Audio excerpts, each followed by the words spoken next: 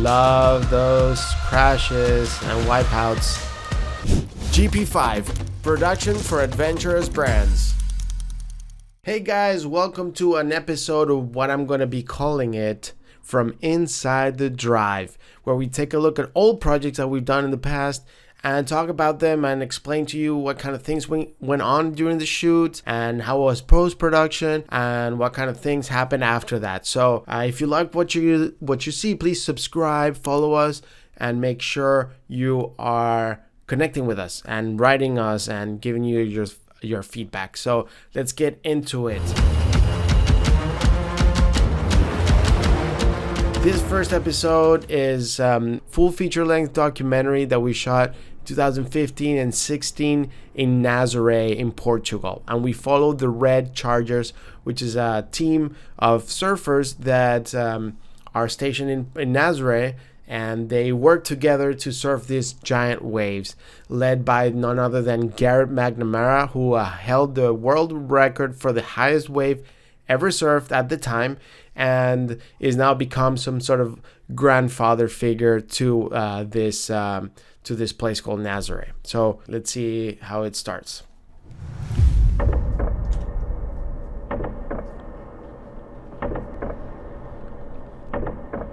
The build-up, the week before, the 3 days before, the night before. You know, all you've seen is footage and people talking about how crazy and scary and dangerous it is. I'm scared, yes, definitely. Anytime you go and step out into something like that, there's fear there. Imagine your cell memories, you know, your DNA telling, what are you doing? What are you doing here? How can you almost die somewhere and go back to that place? If you let fear overpower you, then you're never gonna do anything. Right away you saw how many people were involved. There's about 20 surfers involved. So we did interviews for each one of them, which made us really connect with the individual stories and really dive into what these guys really do, which is tackle these massive waves where they can potentially die or drown. In fact, one of the surfers there, you saw Maya Gavera, did in fact drown, but she got resuscitated the previous season. So this was her season coming back. Our crew was just made out of two people, Gabriel Vargas and Alexei Orlov, and they shot for about 67 days these 20 interviews, verite style, around the city, around Ericeira, around Lisbon.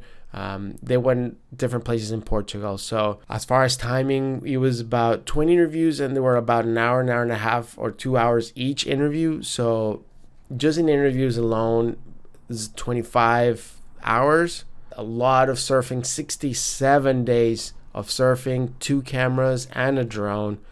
And one of the biggest challenges here was trying to organize everything and make a coherent piece later. Since this is unscripted, how do we make this organized in a sense that the editor can grab and start laying those in? So from the beginning to the end, it was about a 4-year period. So yeah, let's continue watching it and I'll tell you guys a little bit more.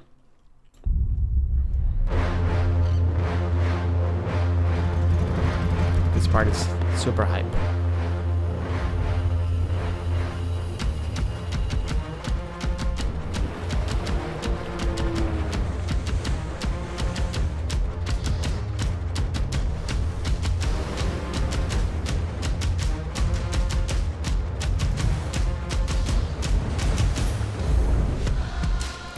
Love those crashes and wipeouts.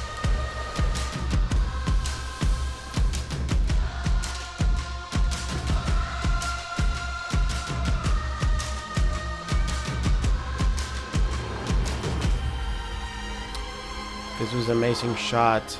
Sebastian Staudner, the surfer. And this is my favorite. Wales couldn't actually paddle this wave by himself. No jet ski.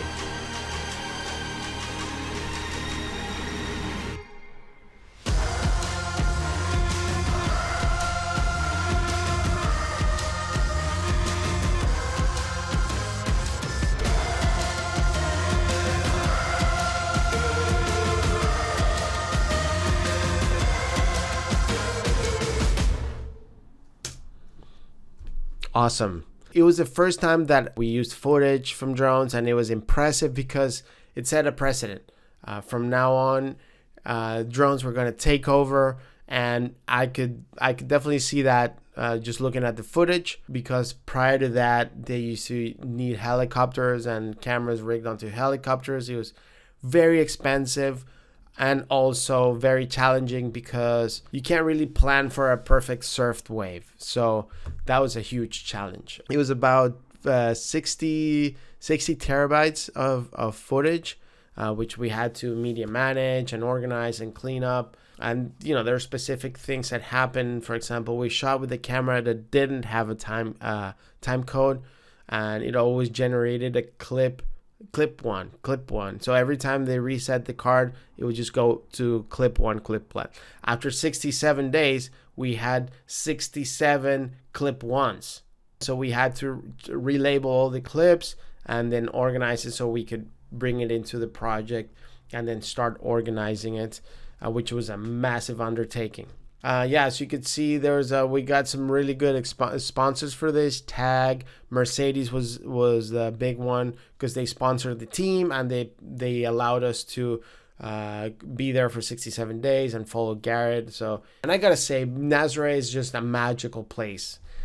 There's an underwater canyon that is about the size of the Grand Canyon, but underwater. And when the current's coming towards the beach, it meets the water that's at the higher level, meets the water that's coming in from the canyon, and it props up this giant wave that you see, and it smashes into this gorgeous lighthouse, and it's just an epic scenery. And that's pretty much it. If you want to go watch this documentary, it's on Red Bull TV right now. It's available for free.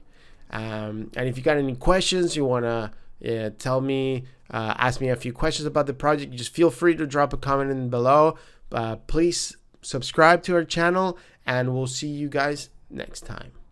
GP5 Production for adventurous brands.